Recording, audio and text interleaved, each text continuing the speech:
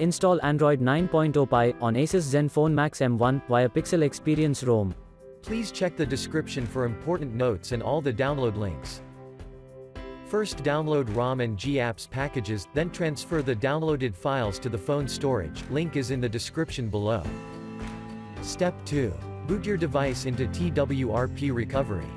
Once in TWRP, click on Wipe, Advanced Wipe, and select the check boxes, as shown in the image, excluding internal storage. Step 4. Swipe the button to wipe the device.